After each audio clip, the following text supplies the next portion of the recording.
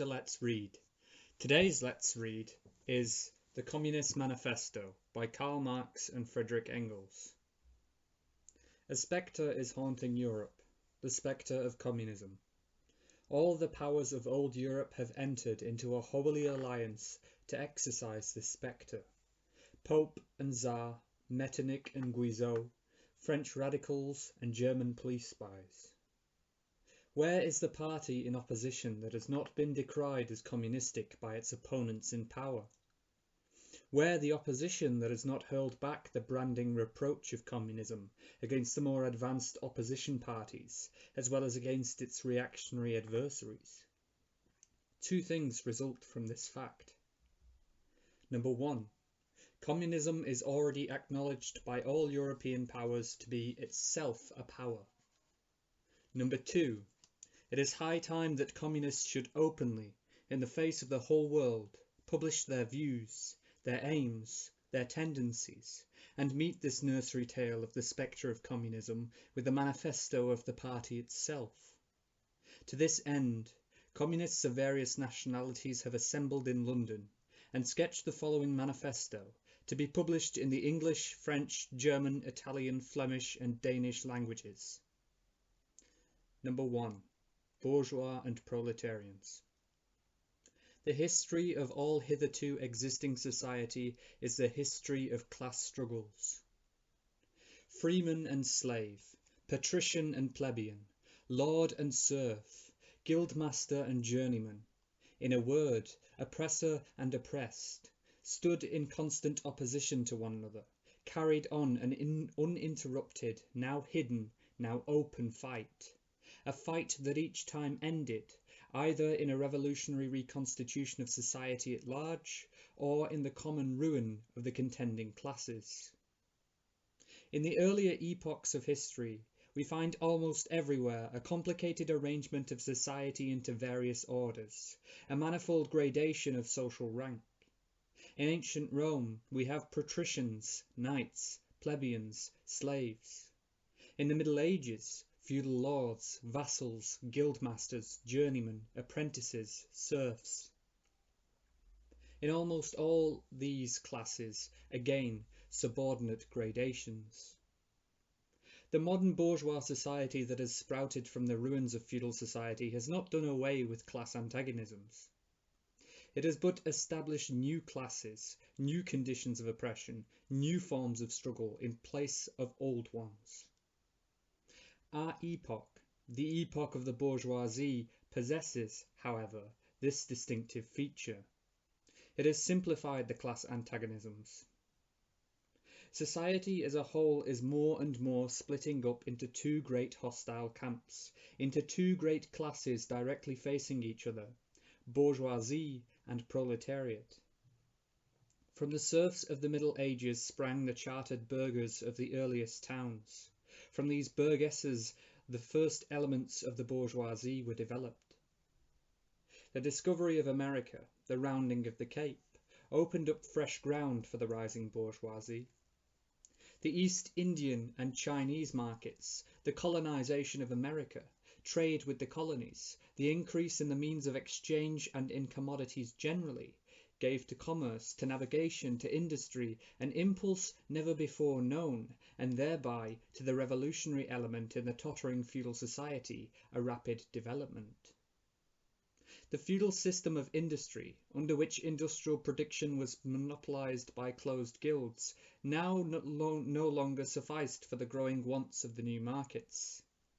The manufacturing system took its place. The guildmasters were pushed on one side by the manufacturing middle class. Division of labour between the different corporate guilds vanished in the face of division of labour in each single workshop. Meantime, the markets kept ever growing, the demand ever rising. Even manufacture no longer sufficed. Thereupon, steam and machinery revolutionised industrial production. The place of manufacture was taken by the giant modern industry, the place of the industrial middle class by industrial millionaires, the leaders of whole industrial armies, the modern bourgeois. Modern industry has established the world market, for which the discovery of America paved the way. This market has given an immense development to commerce, to navigation, to communication by land.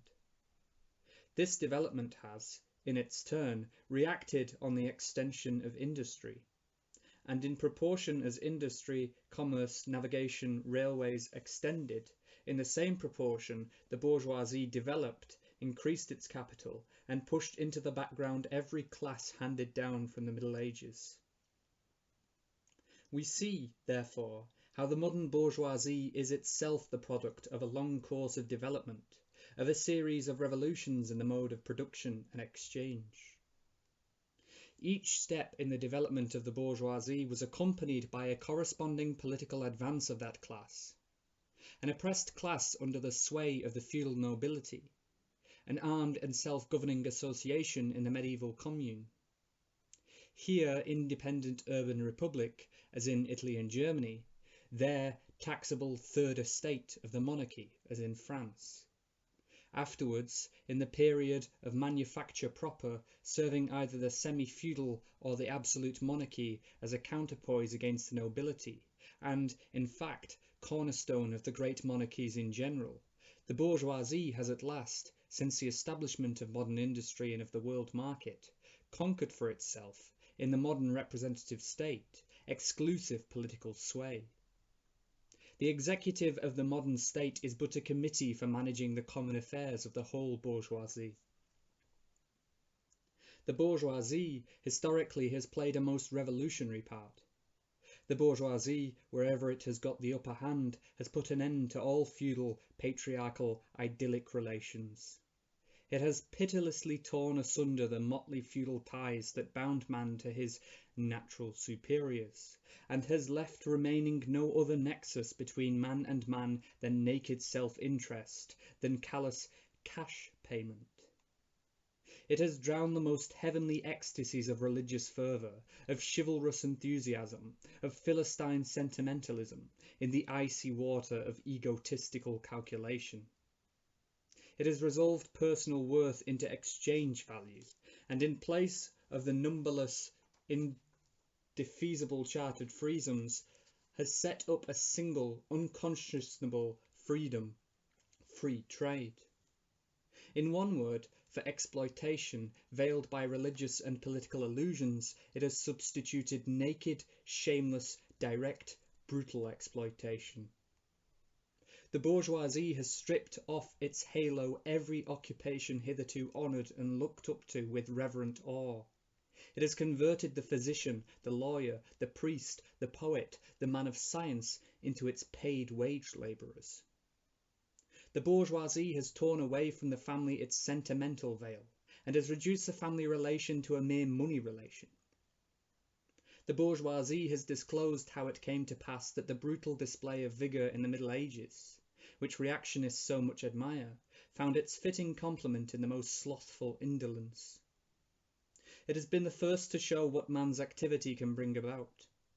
It has accomplished wonders far surpassing Egyptian pyramids, Roman aqueducts, and Gothic cathedrals. It has conducted expeditions that put in the shade all former exoduses of nations and crusades. The bourgeoisie cannot exist without constantly revolutionizing the instruments of production, and thereby the relations of production, and with them the whole relations of society. Conservation of the old modes of production in unaltered form was, on the contrary, the first condition of existence for all earlier industrial classes. Constant revolutionizing of production, uninterrupted disturbance of all social conditions, everlasting uncertainty and agitation distinguished the bourgeois epoch from all earlier ones. All fixed, fast-frozen relations with their train of ancient and venerable prejudices and opinions are swept away. All new-formed ones become antiquated before they can ossify.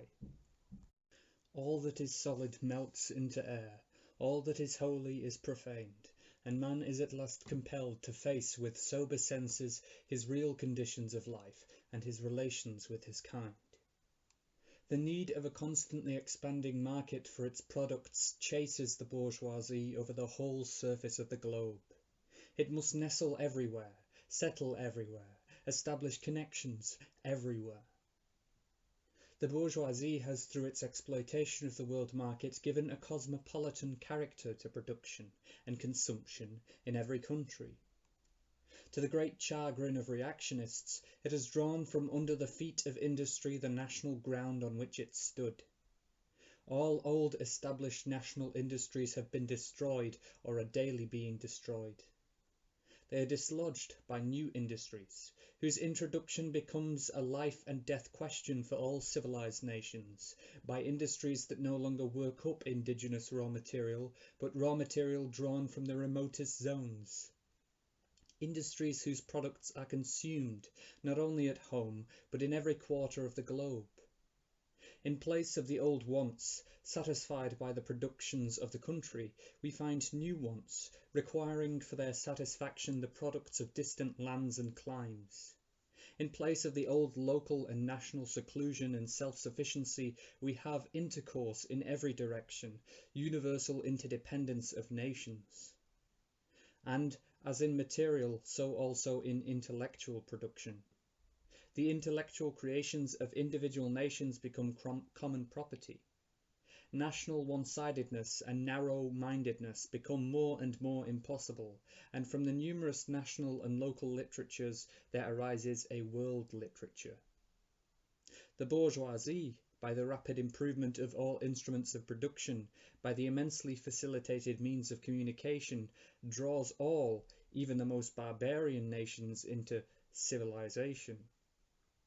The cheap prices of its commodities are the heavy artillery with which it batters down all Chinese walls, with which it forces the barbarians' intensely obstinate hatred of foreigners to capitulate.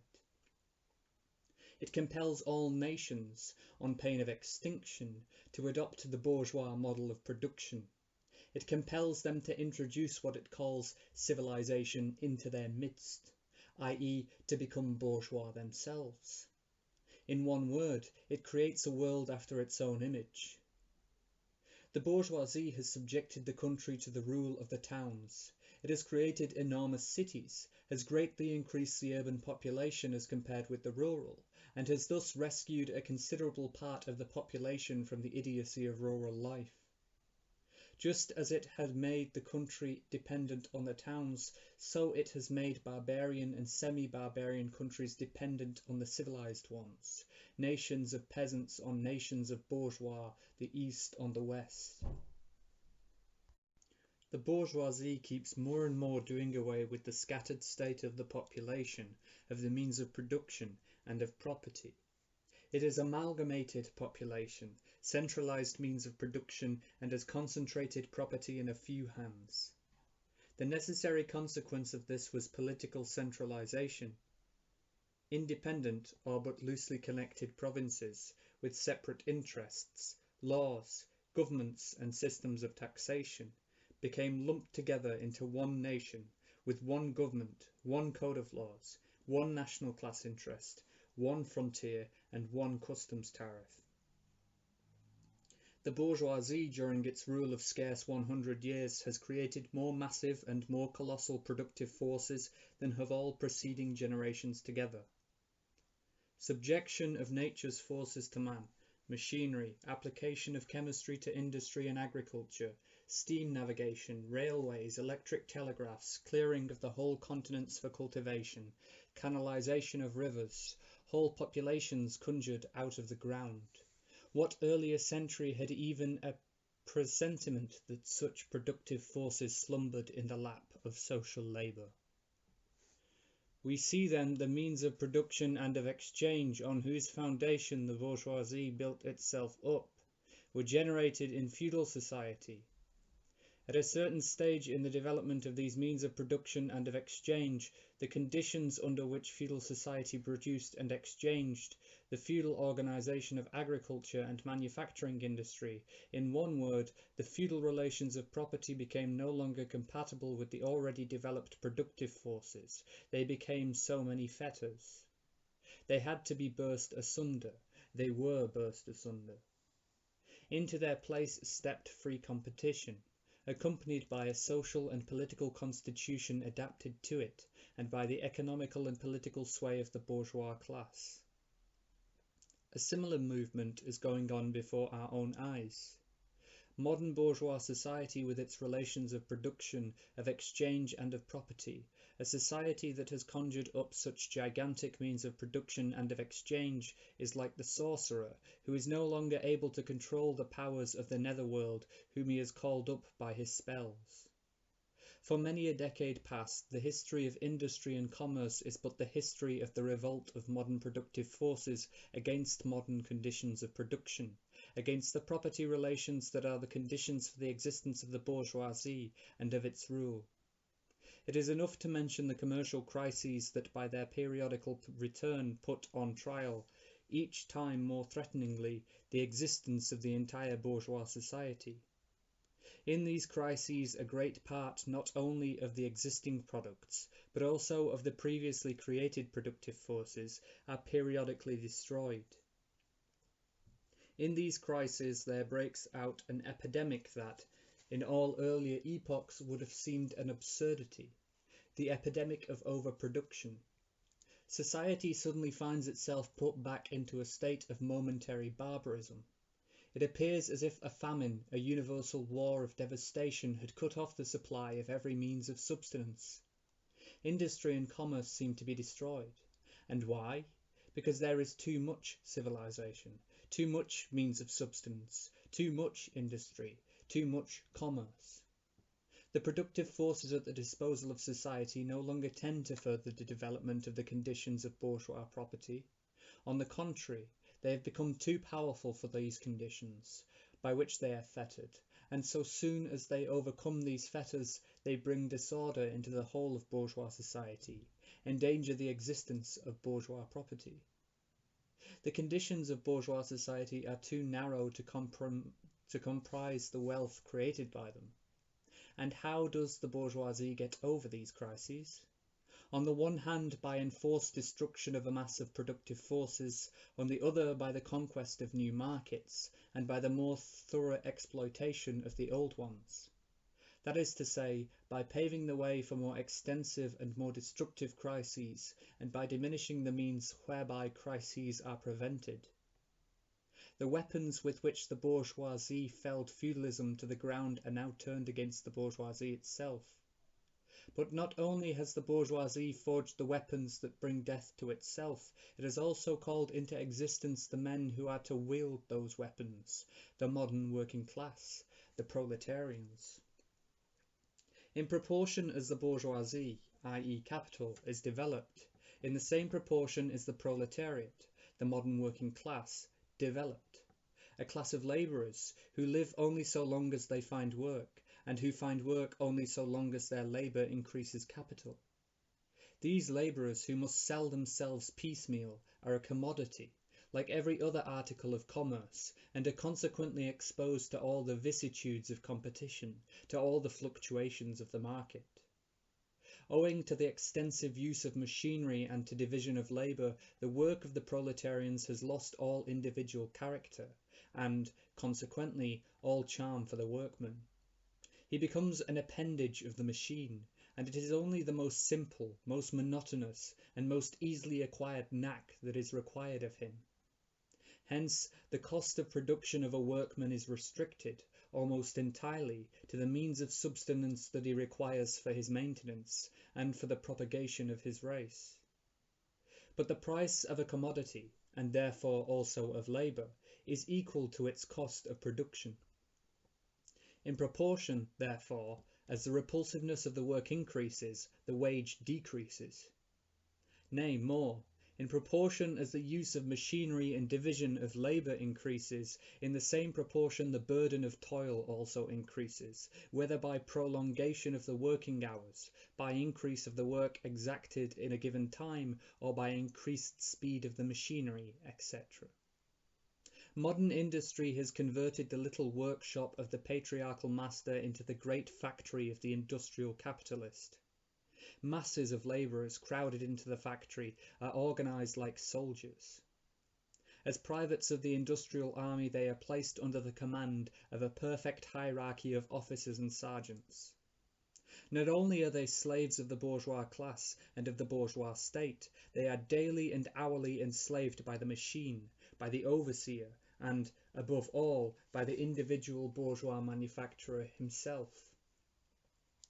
The more openly this despotism proclaims gain to be its aim, the more petty, the more hateful, and the more embittering it is. The less the skill and exertion of strength implied in manual labour, in other words, the more modern industry becomes developed, the more is the labour of men superseded by that of women. Differences of age and sex have no longer any distinctive social validity for the working class. All are instruments of labour, more or less expensive to use according to their age and sex.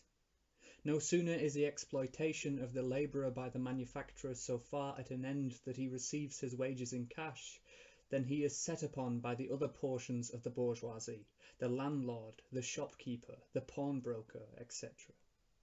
The lower strata of the middle class, the small tradespeople, shopkeepers and rentiers, the handicraftsmen and peasants, all these sink gradually into the proletariat, partly because their diminutive capital does not suffice for the scale on which modern industry is carried on, and is swamped in the competition with the large capitalists, partly because their specialized skill is rendered worthless by new methods of production. Thus, the proletariat is recruited from all classes of the population. The proletariat goes through various stages of development. With its birth begins its struggle with the bourgeoisie. At first the contest is carried on by individual labourers, then by the workspeople of a factory, then by the operatives of one trade in one locality against the individual bourgeois who directly exploits them. They direct their attacks not against the bourgeois conditions of production, but against the instruments of production themselves. They destroy imported wares that compete with their labour, they smash to pieces machinery, they set factories ablaze, they seek to restore by force the vanquished status of the workmen of the Middle Ages. At this stage the labourers still form an incoherent mass scattered over the whole country and broken up by their mutual competition. If anywhere they unite to form more compact bodies, this is not yet the consequence of their own active union, but of the union of the bourgeoisie, which class, in order to attain its own political ends, is compelled to set the whole proletariat in motion, and is moreover yet, for a time, able to do so. At this stage, therefore, the proletarians do not fight their enemies, but the enemies of their enemies, the remnants of absolute monarchy, the landowners, the non-industrial bourgeois, the petty bourgeoisie. Thus, the whole historical movement is concentrated in the hands of the bourgeoisie. Every victory so obtained is a victory for the bourgeoisie. But with the development of industry, the proletariat not only increases in number, it becomes concentrated in greater masses, its strength grows, and it feels that strength more. The various interests and conditions of life within the ranks of the proletariat are more and more equalized, in proportion as machinery obliterates all distinctions of labour and nearly everywhere reduces wages to the same low level. The growing competition among the bourgeois and the resulting commercial crises make the wages of the workers ever more fluctuating. The unceasing improvement of machinery, ever more rapidly developing, makes their livelihood more and more precarious. The collisions between individual workmen and individual bourgeois take more and more the character of collisions between two classes. Thereupon the workers begin to form combinations, trade unions, against the bourgeois. They club together in order to keep up the rate of wages. They found permanent associations in order to make provisions beforehand for these occasional revolts. Here and there the contest breaks out into riots. Now and then the workers are victorious, but only for a time. The real fruit of their battle lies not in the immediate result, but in the ever-expanding union of the workers. This union is helped on by the improved means of communication that are created by modern industry, and that place the workers of different localities in contact with one another. It was just this contact that was needed to centralize the numerous local struggles, all of the same character, into one national struggle between classes. But every class struggle is a political struggle, and that union to attain which the burghers of the Middle Ages, with their miserable highways, required centuries, the modern proletarians, thanks to railways, achieve in a few years. This organisation of the proletarians into a class, and consequently into a political party, is continually being upset again by the competition between the workers themselves. But it ever rises up again, stronger, firmer, mightier. It compels legislative recognition of particular interests of the workers by taking advantage of the divisions among the bourgeoisie itself. Thus the 10 Hours Bill in England was carried. Altogether, collisions between the classes of the old society further, in many ways, the course of development of the proletariat. The bourgeoisie finds itself involved in a constant battle, at first with the aristocracy, later on with those portions of the bourgeoisie itself whose interests have become antagonistic to the progress of industry, at all times with the bourgeoisie of foreign countries. In all these battles it sees itself compelled to appeal to the proletariat, to ask for its help, and thus to drag it into the political arena. The bourgeoisie itself, therefore, supplies the proletariat with its own elements of political and general education. In other words, it furnishes the proletariat with weapons for fighting the bourgeoisie. Further, as we have already seen, entire sections of the ruling classes are, by the advance of industry, precipitated into the proletariat, or are at least threatened in their conditions of existence. These also supply the proletariat with flesh elements of enlightenment and progress.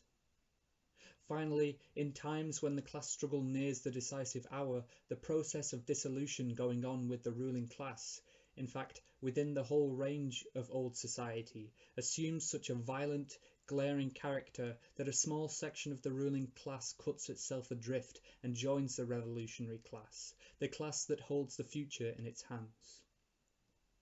Just as, therefore, at an earlier period, a section of the nobility went over to the bourgeoisie, so now a portion of the bourgeoisie goes over to the proletariat, and in particular a portion of the bourgeois ideologists who have raised themselves to the level of comprehending theoretically the historical movement as a whole.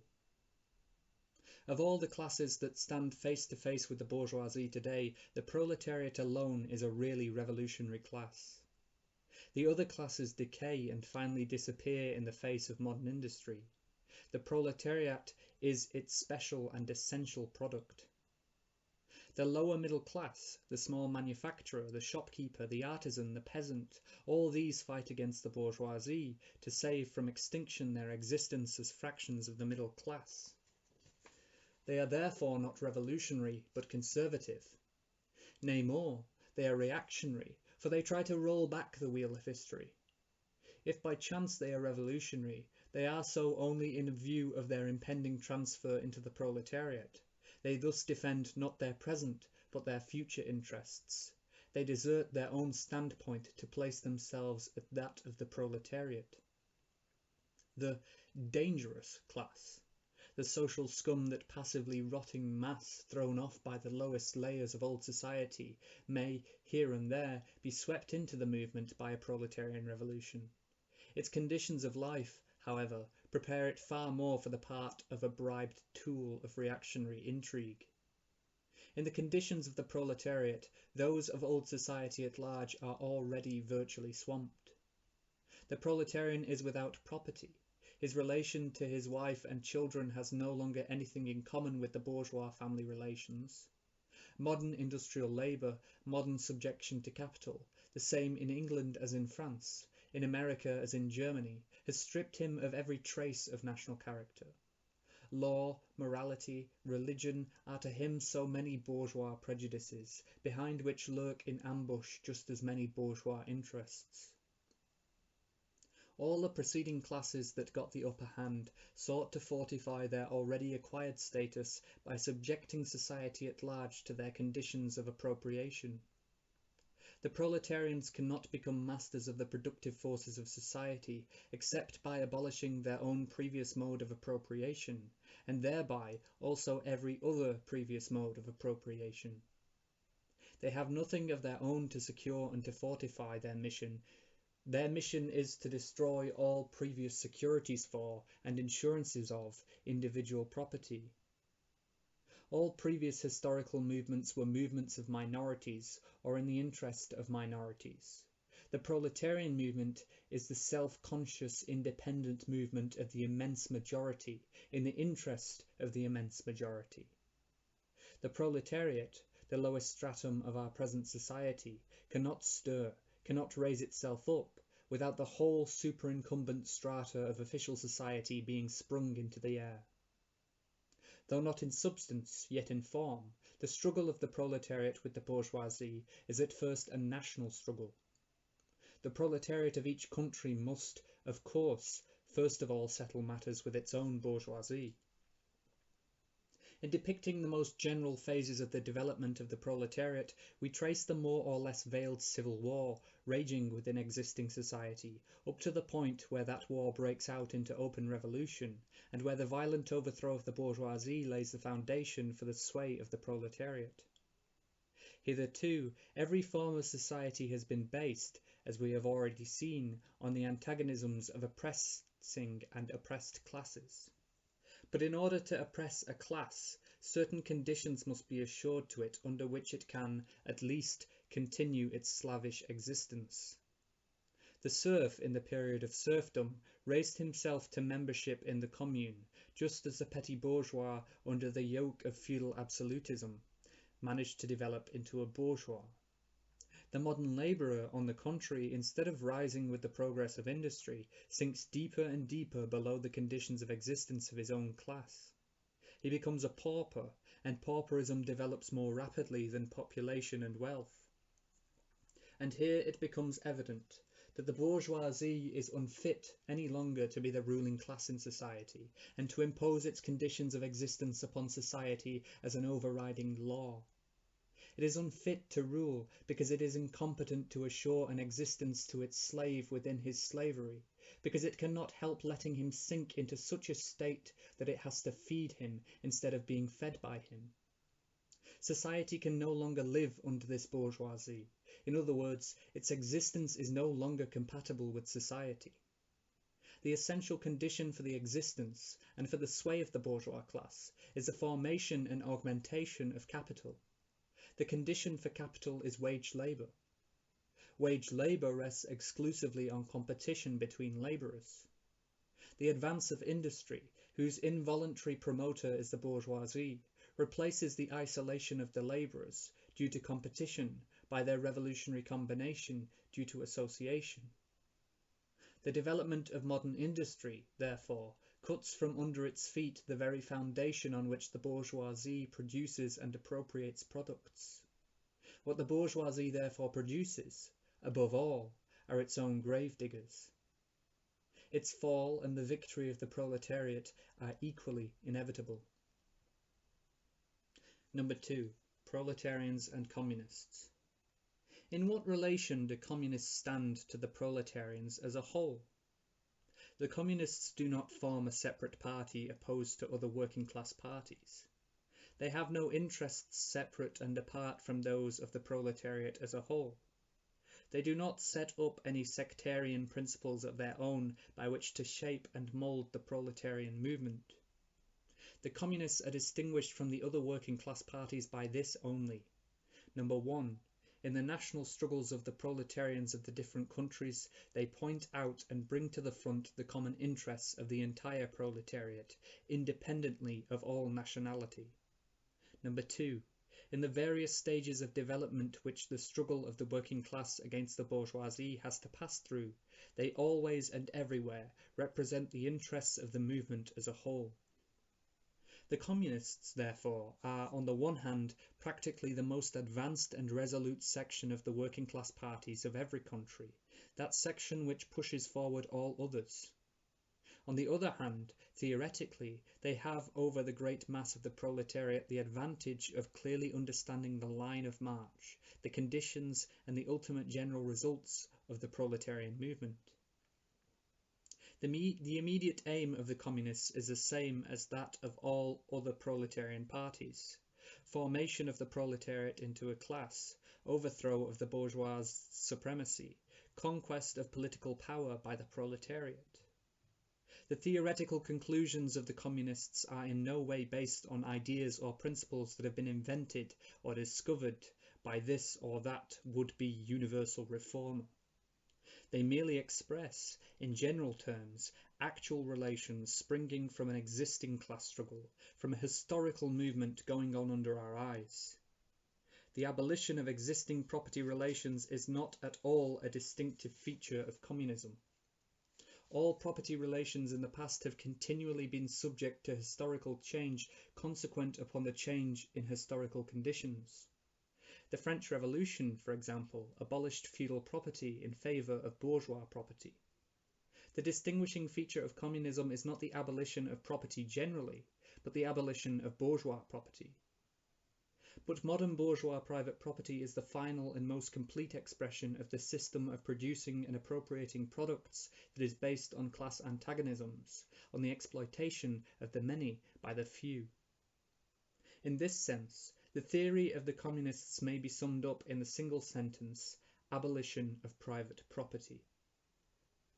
We communists have been reproached with the idea of abolishing the right of personally acquiring property as the fruit of man's own labour, which property is alleged to be the groundwork of all personal freedom, activity and independence. Hard-won, self-acquired, self-earned property. Do you mean the property of the petty artisan and of the small peasant, a form of property that preceded the bourgeois form? There is no need to abolish that. The development of industry has to a great extent already destroyed it, and is still destroying it daily. Or do you mean modern bourgeois private property? But does the wage labourer create any property for the labourer? Not a bit. It creates capital, i.e. that kind of property which exploits wage labour, and which cannot increase except upon the conditions of begetting a new supply of wage labour for fresh exploitation. Property, in its present form, is based on the antagonism of capital and wage labour. Let us examine both sides of this antagonism. To be a capitalist is to have not only a purely personal, but a social status in production. Capital is a collective product, and only by the united actions of many members, nay, in the last resort, only by the united action of all members of society, can it be set in motion. Capital is, therefore, not a personal, it is a social power.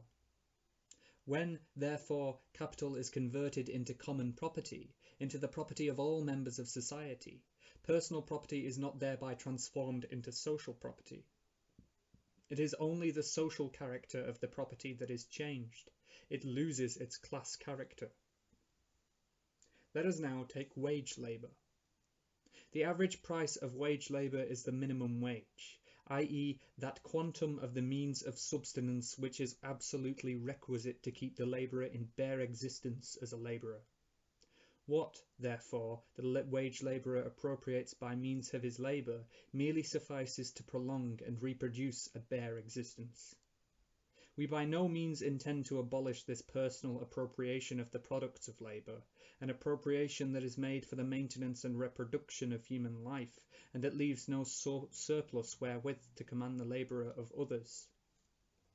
All that we want to do away with is the miserable character of this appropriation, under which the labourer lives merely to increase capital, and is allowed to live only in so far as the interest of the ruling class requires it. In bourgeois society, living labour is but a means to increase accumulated labour. In communist society, accumulated labour is but a means to widen, to enrich, to promote the existence of the labourer. In bourgeois society, therefore, the past dominates the present. In communist society, the present dominates the past. In bourgeois society, capital is independent and has individuality, while the living person is dependent and has no individuality. And the abolition of this state of things is called by the bourgeois abolition of individuality and freedom. And rightly so. The abolition of bourgeois individuality, bourgeois independence, and bourgeois freedom is undoubtedly aimed at. By freedom is meant, under the present bourgeois conditions of production, free trade, free selling and buying. But if selling and buying disappears, free selling and buying disappears also. This talk about free selling and buying, and all other brave words of our bourgeoisie about freedom in general, have a meaning, if any, only in contrast with restricted selling and buying, with the fettered traders of the Middle Ages, but have no meaning when opposed to the communistic abolition of buying and selling, of the bourgeois conditions of production, and the bourgeoisie itself. You are horrified at our intending to do away with private property. But in your existing society, private property is already done away with for 9/10 of the population. Its existence for the few is solely due to its non-existence in the hands of those 9/10. You reproach us, therefore, with intending to do away with a form of property, the necessary condition for whose existence is the non-existence of any property for the immense majority of society. In one word, you reproach us with intending to do away with your property. Precisely so. That is just what we intend. From the moment when labour can no longer be converted into capital, money, or rent, into a social power capable of being monopolised, i.e., from the moment when individual property can no longer be transformed into bourgeois property, into capital, from that moment, you say, individuality vanishes. You must therefore confess that by individual you mean no other person than the bourgeois, than the middle-class owner of property. This person must indeed be swept out of the way and made impossible. Communism deprives no man of the power to appropriate the products of society. All that it does is to deprive him of the power to subjugate the labour of others by means of such appropriation. It has been objected that upon the abolition of private property all work will cease, the universal laziness will overtake us. According to this, bourgeois society ought long ago to have gone to the dogs through sheer idleness, for those of its members who work acquire nothing, and those who acquire anything do not work. The whole of this objection is but another expression of the tautology that there can no longer be any wage labour when there is no longer any capital. All objections urged against the communistic mode of producing and appropriating material products have, in the same way, been urged against the communistic mode of producing and appropriating intellectual products. Just as, to the bourgeois, the disappearance of class property is the disappearance of production itself, so the disappearance of class culture is to him identical with the disappearance of all culture. That culture, the loss of which he laments, is, for the enormous majority, a mere training to act as a machine. But don't wrangle with us so long as you apply to our intended abolition of bourgeois property the standard of your bourgeois notions of freedom, culture, law, etc. Your very ideas are but the outgrowth of the conditions of your bourgeois production and bourgeois property, just as your jurisprudence is but the will of your class made into law for all. A will whose essential character and direction are determined by the economical conditions of existence of your class. The selfish misconception that induces you to transform into eternal laws of nature and of reason the social forms springing from your present mode of production and form of property, historical relations that rise and disappear in the progress of production, this misconception you share with every ruling class that has preceded you. What you see clearly in the case of ancient property, what you admit in the case of feudal property, you are of course forbidden to admit in the case of your own bourgeois form of property. Abolition of the family, even the most radical flare-up at this infamous proposal of the communists. On what foundation is the present family, the bourgeois family, based? On capital, on private gain. In its completely developed form, this family exists only among the bourgeoisie, but this state of things finds its complement in the practical absence of the family among the proletarians and in public prostitution. The bourgeois family will vanish as a matter of course when its complement vanishes, and both will vanish with the vanishing of capital. Do you charge us with wanting to stop the exploitation of children by their parents? To this crime we plead guilty. But, you will say, we destroy the most hallowed of relations when we replace home education by social. And your education, is not that also social and determined by the social conditions under which you educate, by the intervention direct or indirect of society by means of schools, etc.?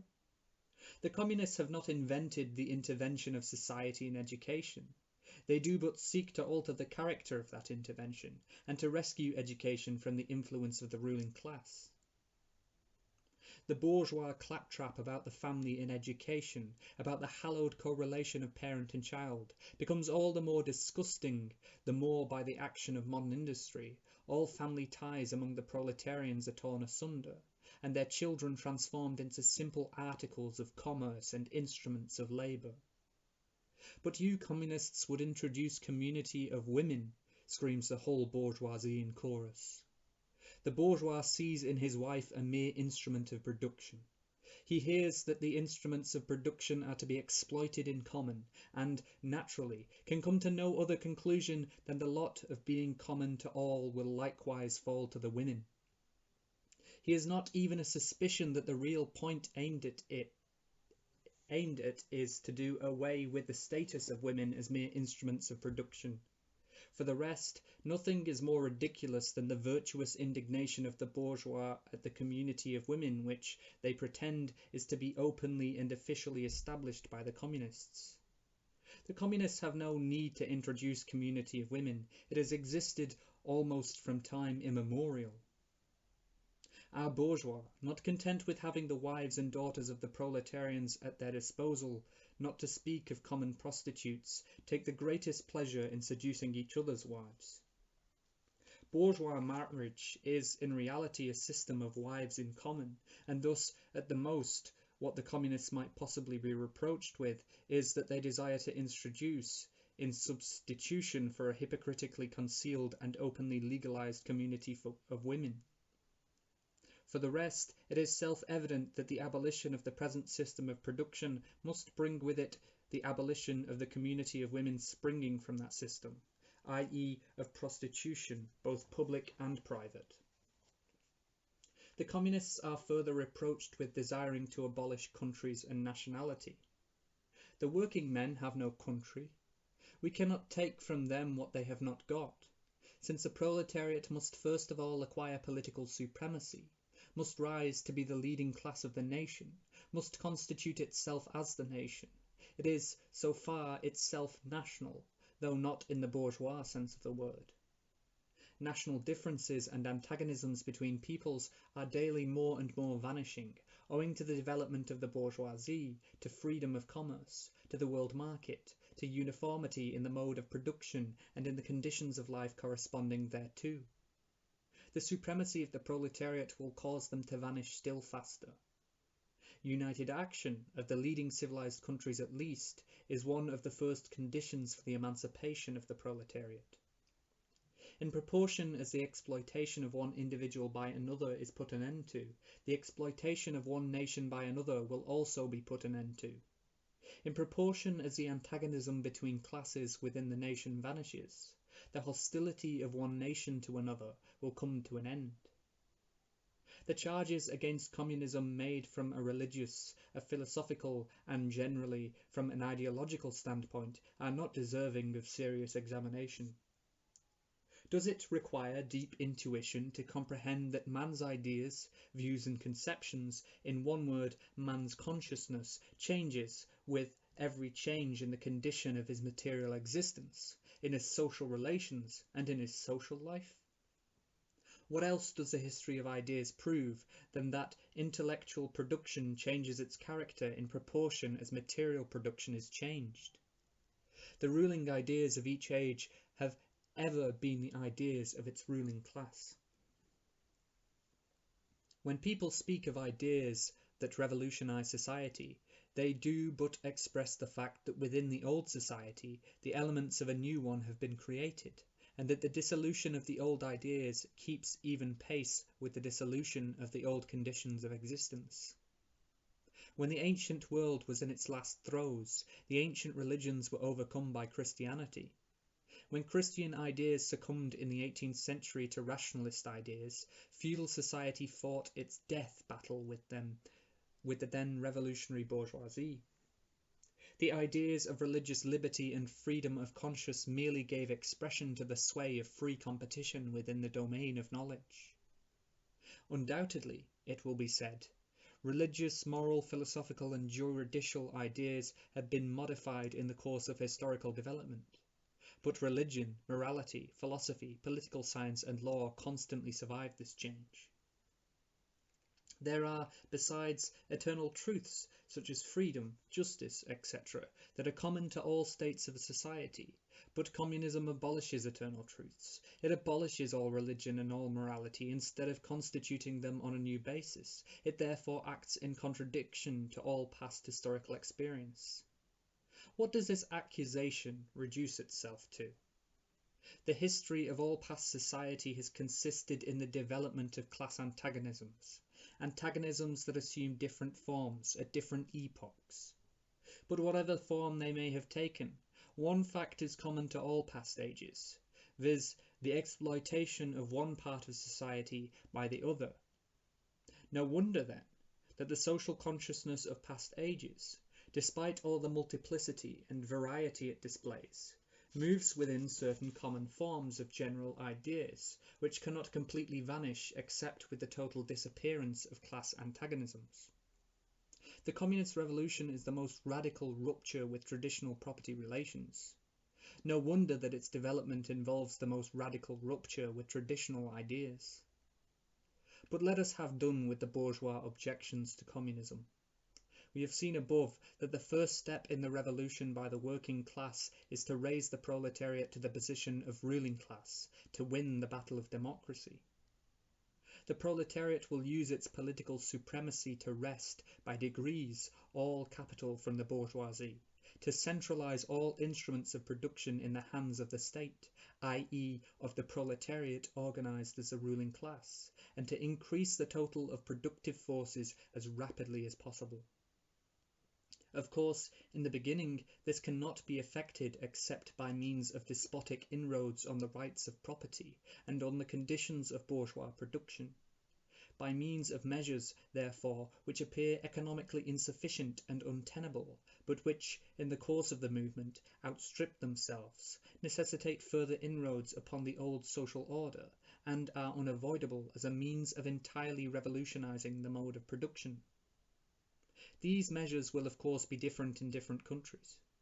Nevertheless, in the most advanced countries the following will be pretty generally applicable. Number 1. Abolition of property in land and application of all rents of land to public purposes. Number 2. A heavy progressive or graduated income tax. Number 3. Abolition of all right of inheritance. Number 4. Confiscation of the property of all emigrants and rebels. Number 5. Centralization of credit in the hands of the state by means of a national bank with state capital and an exclusive monopoly. Number 6. Centralization of the means of communication and transport in the hands of the state. Number 7. Extension of factories and instruments of production owned by the state, the bringing into cultivation of wastelands, and the improvement of the soil generally in accordance with a common plan. Number 8. Equal liability of all to labour, establishment of industrial armies, especially for agriculture. Number 9. Combination of agriculture with manufacturing industries, gradual abolition of the distinction between town and country by a more equable distribution of the population over the country. Number 10. Free education for all children in public schools, abolition of children's factory labour in its present form, combination of education with industrial production, etc. When, in the course of development, class distinctions have disappeared, and all production has been concentrated in the hands of a vast association of the whole nation, the public power will lose its political character.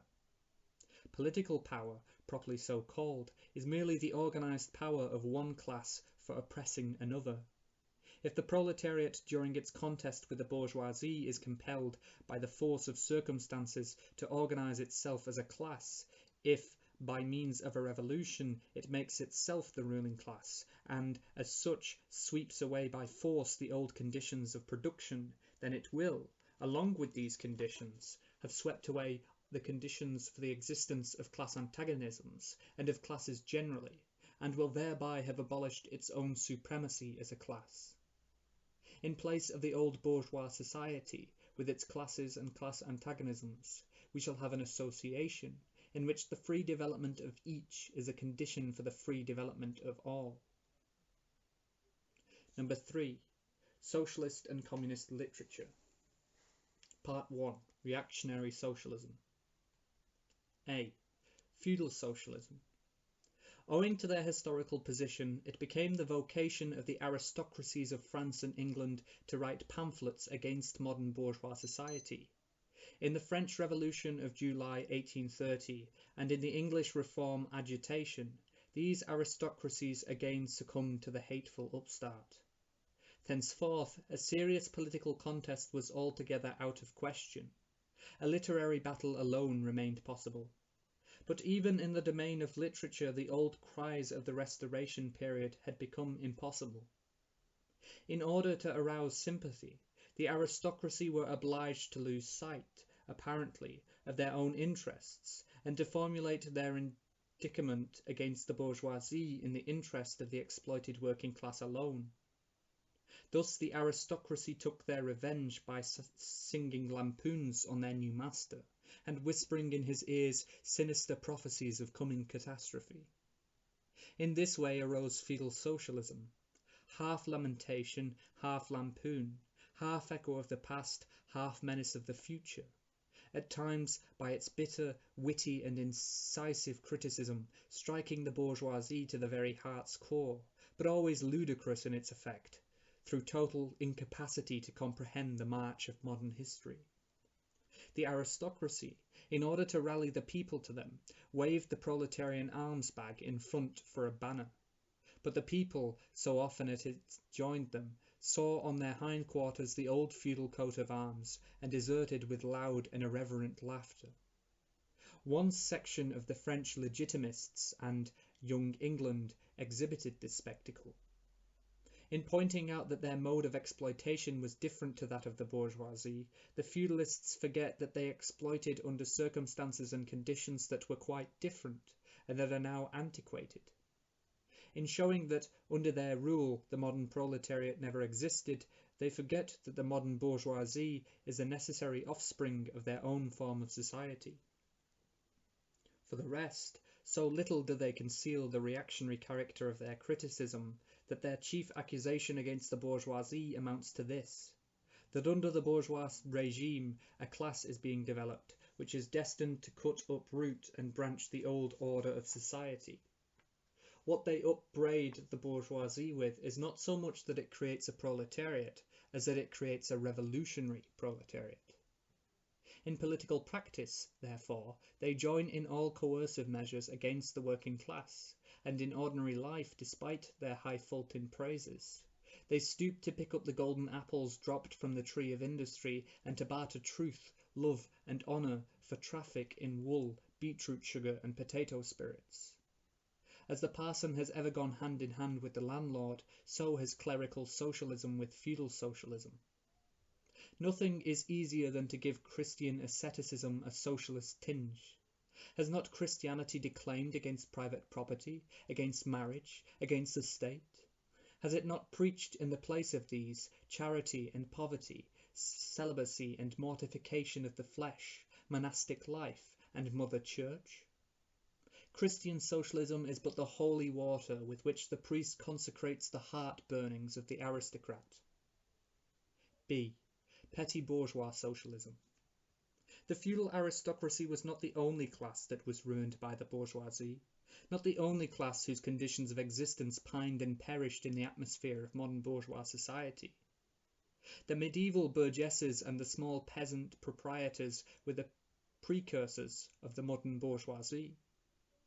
In those countries which are but little developed, industrially and commercially, these two classes still vegetate side by side with the rising bourgeoisie. In countries where modern civilization has become fully developed, a new class of petty bourgeois has been formed, fluctuating between proletariat and bourgeoisie, and ever renewing itself as a supplementary part of bourgeois society. The individual members of this class, however, are being constantly hurled down into the proletariat by the action of competition, and, as modern industry develops, they even see the moment approaching when they will completely disappear as an independent section of modern society, to be replaced in manufacture, agriculture and commerce by overseers, bailiffs and shop assistants. In countries like France, where the peasants constitute far more than half of the population, it was natural that writers who sided with the proletariat against the bourgeoisie should use, in their criticism of the bourgeois regime, the standard of the peasant and petty bourgeois, and, from the standpoint of these intermediate classes, should take up the cudgels for the working class.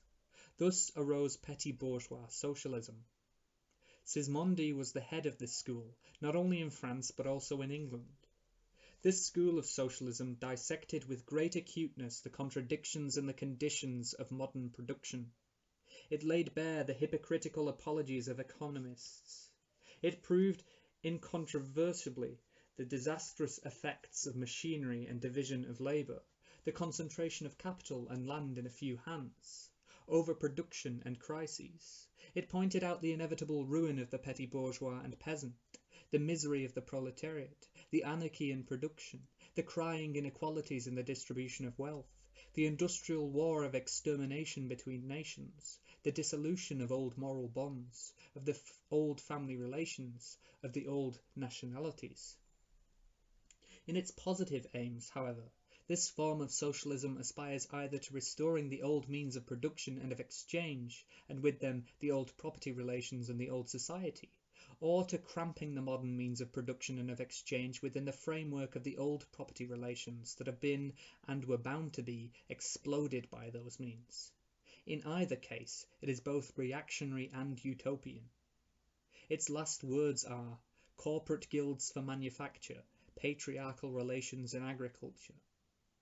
Ultimately, when stubborn historical facts had dispersed all intoxicating effects of self-deception, this form of socialism ended in a miserable fit of blues.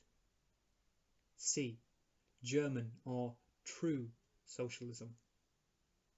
The socialist and communist literature of France, a literature that originated under the pressure of a bourgeoisie in power, and that was the expression of the struggle against this power, was introduced into Germany at a time when the bourgeoisie in that country had just begun its contest with feudal absolutism. German philosophers, would-be philosophers, and beaux esprits eagerly seized on this literature, only forgetting that when these writings immigrated from France to Germany, French social conditions had not immigrated along with them. In contact with German social conditions, this French literature lost all its immediate practical significance, and assumed a purely literary aspect. Thus, to the German philosophers of the 18th century, the demands of the First French Revolution were nothing more than the demands of practical reason, in general, and the utterance of the will of the revolutionary French bourgeoisie signified in their eyes the laws of pure will, or will as it was bound to be, or of true human will generally. The work of the German literati consisted solely in bringing the new French ideas into harmony with their ancient philosophical conscience, or rather in annexing the French ideas without deserting their own philosophic point of view. This annexation took place in the same way in which a foreign language is appropriated, namely by translation. It is well known how the monks wrote silly lives of Catholic saints over the manuscripts on which the classical works of ancient heathendom had been written. The German literati reversed this process with the profane French literature. They wrote their philosophical nonsense beneath the French original. For instance, beneath the French criticism of the economic functions of money, they wrote alienation of humanity, and beneath the French criticism of the bourgeois state, they wrote dethronement of the category of the general, and so forth. The introduction of these philosophical phrases at the back of the French historical criticisms they dubbed philosophy of action, true socialism, German science of socialism, philosophical foundation of socialism, and so on.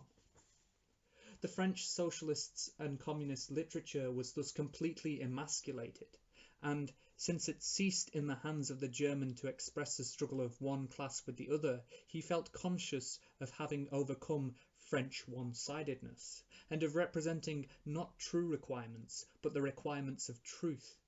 Not the interests of the proletariat, but the interests of human nature, of man in general, who belongs to no class, has no reality, who exists only in the misty realm of philosophical fantasy.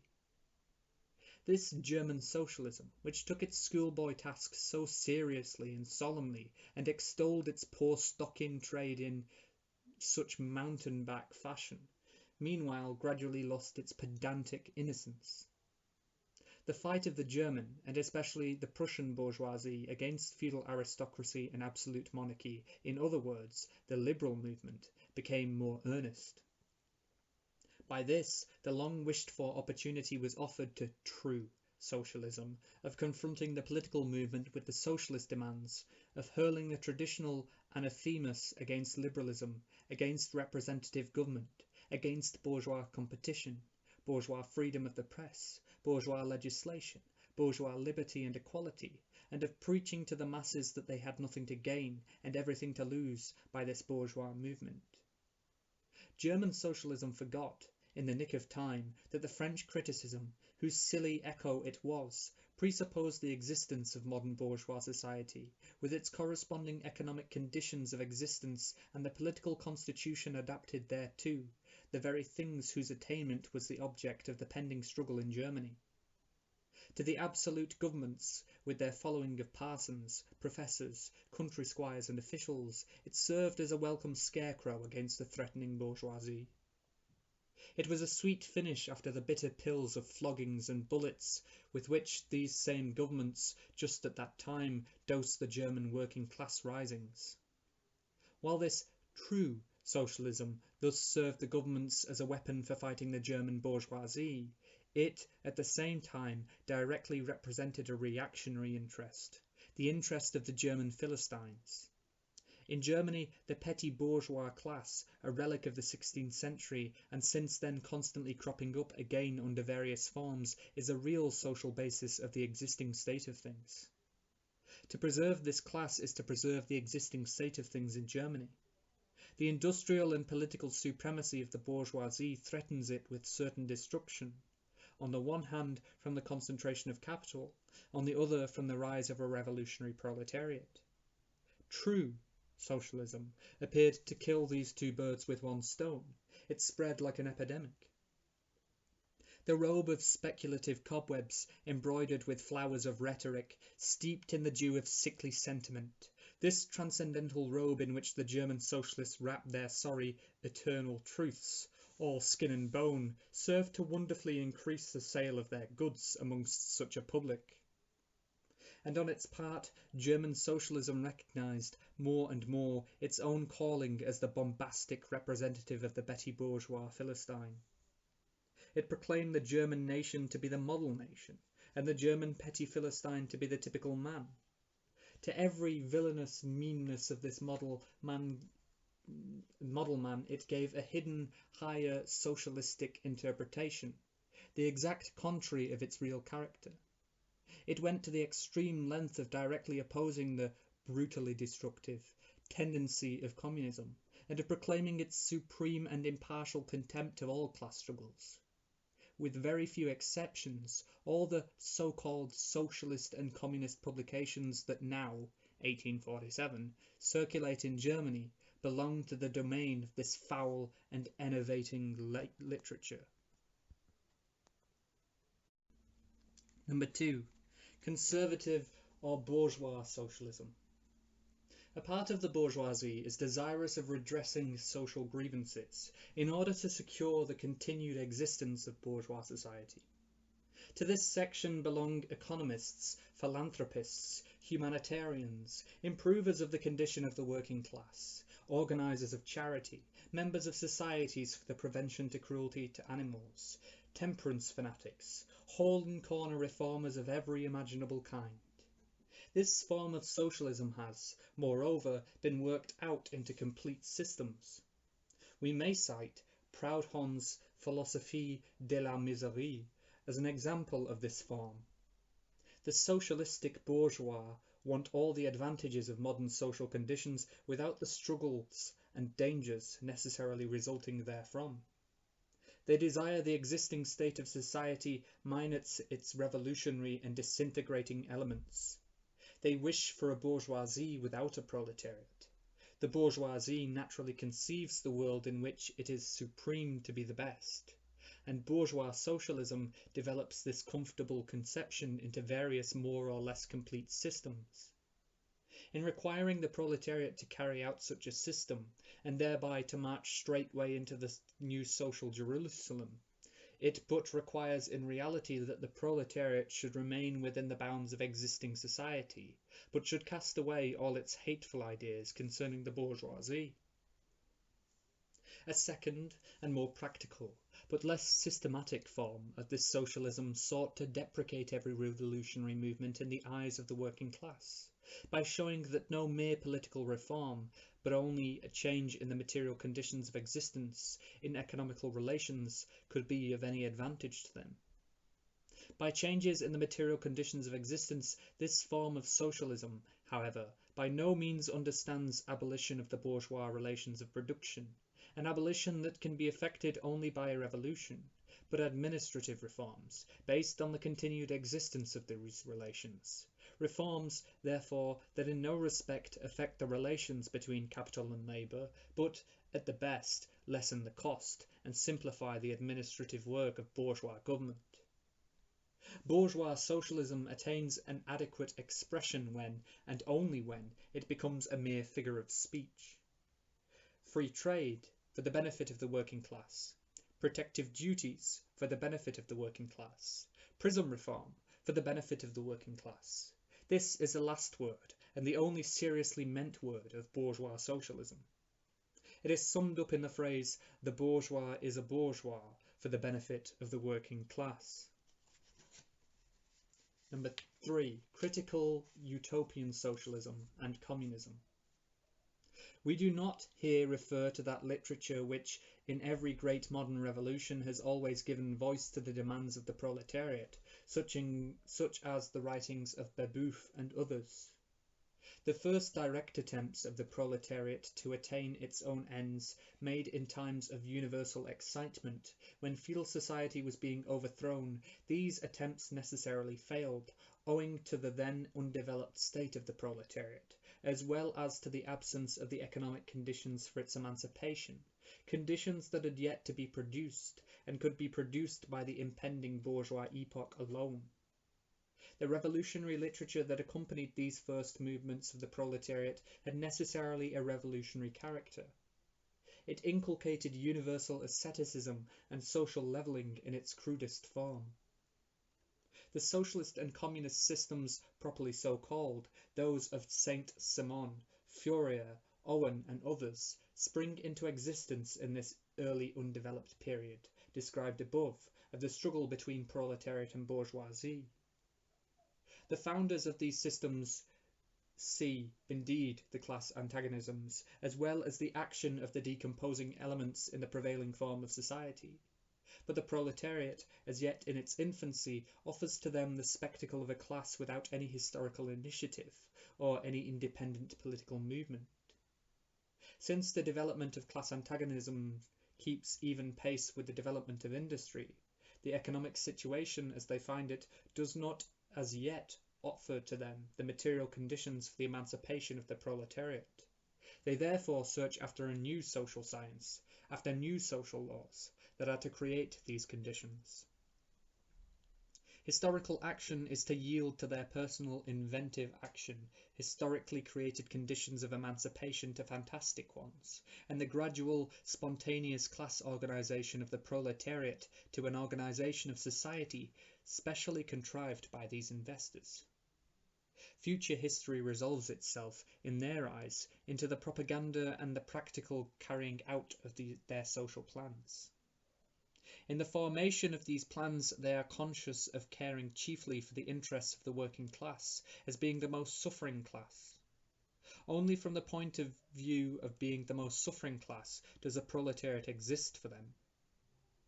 The undeveloped state of the class struggle, as well as their own surroundings, cause socialists of this kind to consider themselves far superior to all class antagonisms. They want to improve the condition of every member of society, even that of the most favoured. Hence, they habitually appeal to society at large, without distinction of class, nay, by preference to the ruling class. For how can people, when once they understand their system, fail to see in it the best possible plan of the best possible state of society? Hence, they reject all political, and especially all revolutionary action. They wish to attain their ends by peaceful means, and endeavour by small experiments, necessarily doomed to failure, and by the force of example, to pave the way for the new social gospel. Such fantastic pictures of future society, painted at a time when the proletariat is still in a very underdeveloped state, and has but a fantastic conception of its own position, correspond with the first instinctive yearnings of that class for a general reconstruction of society. But these socialist and communist publications contain also a critical element. They attack every principle of existing society. Hence, they are full of the most valuable materials for the enlightenment of the working class. The practical measures proposed in them, such as the abolition of the distinction between town and country, of the family, of the carrying on of industries for the account of private individuals, and of the wage system, the proclamation of social harmony, the conversion of the functions of the state into a mere superintendence of production. All these proposals point solely to the disappearance of class antagonisms which were, at the time, only just cropping up, and which, in these publications, are recognized under their earliest, indistinct and undefined forms only. These proposals, therefore, are of a purely utopian character. The significance of critical utopian socialism and communism bears an inverse relation to historical development. In proportion as the modern class struggle develops and takes definite shape, this fantastic standing apart from the contest, these fantastic attacks on it, lose all practical value and all theoretical justification. Therefore, although the originators of these systems were, in many respects, revolutionary, their disciples have, in every case, formed mere reactionary sects. They hold fast by the original views of their masters, in opposition to the progressive historical development of the proletariat. They therefore endeavour, and that consistently, to deaden the class struggle and to reconcile the class antagonisms. They still dream of experimental realization of their social utopias, of founding isolated phalansteres, of establishing home colonies, of setting up a little Icaria, duodecimo editions of the New Jerusalem. And to realize all these castles in the air, they are compelled to appeal to the feelings and purses of the bourgeois. By degrees they sink into the category of the reactionary conservative socialists depicted above, differing from these only by the more systematic pedantry, and by their fanatical and superstitious belief in the miraculous effects of their social science. They therefore violently oppose all political action on the part of the working class. Such action, according to them, can only result from blind unbelief in the new gospel. The Owenites in England and the Fourierists in France respectively oppose the Chartists and the Reformists. IV. Position of the Communists in relation to the various existing opposition parties. Section 2 has made clear the relations of the Communists to the existing working class parties, such as the Chartists in England and the agrarian reformers in America. The Communists fight for the attainment of the immediate aims, for the enforcement of the momentary interests of the working class. but in the movement of the present, they also represent and take care of the future of that movement. In France, the communists ally themselves with the Social Democrats against the conservative and radical bourgeoisie, reserving, however, the right to take up a critical position in regard to all phrases and allusions traditionally handed down from the Great Revolution. In Switzerland, they support the radicals, without losing sight of the fact that this party consists of antagonistic elements, particularly of democratic socialists, in the French sense, partly of radical bourgeois. In Poland, they support the party that insists on an agrarian revolution as the prime condition for national emancipation, the party which fomented the insurrection of Krakow in 1846. In Germany, they fight with the bourgeoisie whenever it acts in a revolutionary way, against the absolute monarchy, the feudal squirearchy, and the petty bourgeoisie.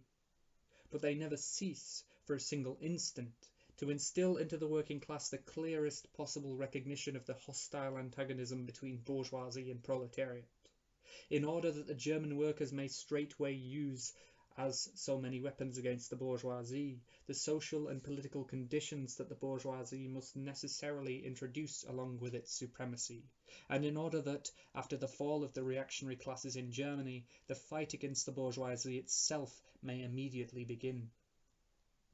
The communists turn their attention chiefly to Germany, because that country is on the eve of a bourgeois revolution that is bound to be carried out under more advanced conditions of European civilization, and with a much more developed proletariat than that of England was in the 17th and of France in the 18th century, and because the bourgeois revolution in Germany will be but the prelude to an immediately following proletarian revolution.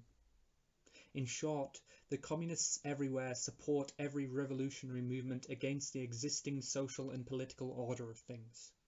In all these movements they bring to the front, as a leading question in each, the property question, no matter what its degree of development at that time. Finally, they labour everywhere for the union and agreement of the democratic parties of all countries. The communists disdain to conceal their views and aims. They openly declare that their ends can be attained only by the forcible overthrow of all existing conditions. Let the ruling classes tremble at a communistic revolution. The proletarians have nothing to lose but their chains. They have a world to win. Working men of all countries unite.